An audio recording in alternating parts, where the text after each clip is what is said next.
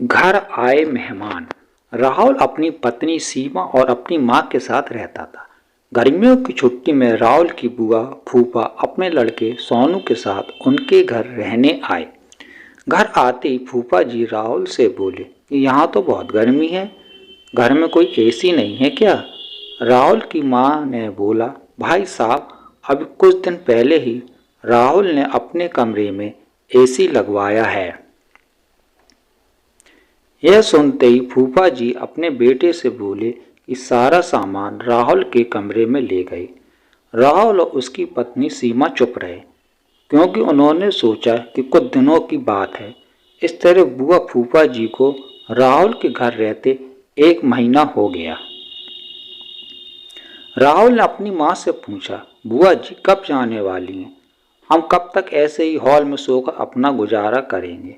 राहुल की माँ बोली, बेटा, रिश्तेदारी का मामला है, हम कुछ कह भी तो नहीं सकते।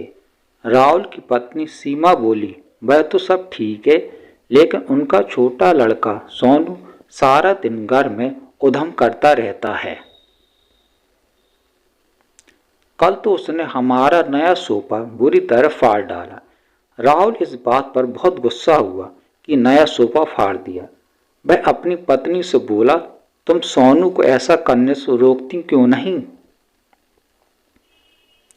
सीमा बोली, जब से बुआ फूफा जी आए हैं कुछ कुछ खाने की डिमांड करते हैं, जिससे मेरा और माँ जी का सारा दिन रसोई में ही बीत जाता है। राहुल ने कहा, मैं अभी जाकर फूफा जी से पूछता हूँ कि वह आखिर कब जाएंगे।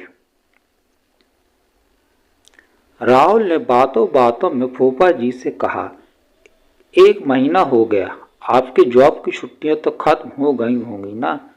फूफा जी बोले, राहुल, मैंने तो जॉब कब की छोड़ दी है।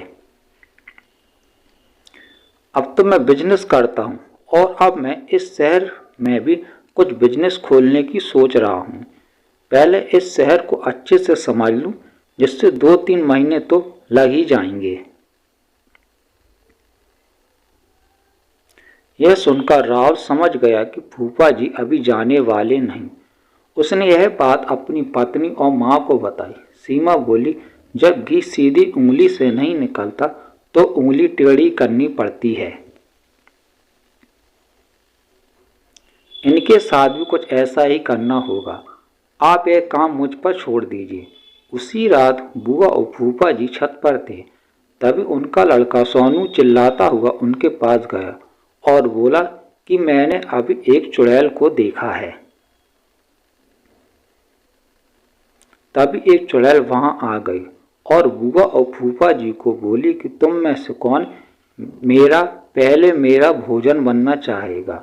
चुड़ैल को देखकर वह बहुत डर गए और उस घर से भाग गए। उनके जाने के बाद सीमा ने अपना चुड़ैल का मुखौटा उतारा। बुआ के परिवार के जाने के बाद सबने चैन की सांस ली। सीमा की सास ने सीमा से कहा कि तू तो बड़ी अच्छी चुड़ैल बनती हो। यह कहकर सब हंसने लगे। सीख, इस कहानी से हमें यह सीख मिलती है कि हमें किसी भी रिश्ते का गलत फायदा नहीं उठाना चाहिए। जिस तरह बुआ के परिवार ने अपनी रिश्तेदारी का गलत फायदा उठाया और दूसरों को परेशान किया। अगर आपको ये स्टोरी पसंद आई तो चैनल को लाइक करिए, सब्सक्राइब करिए। धन्यवाद।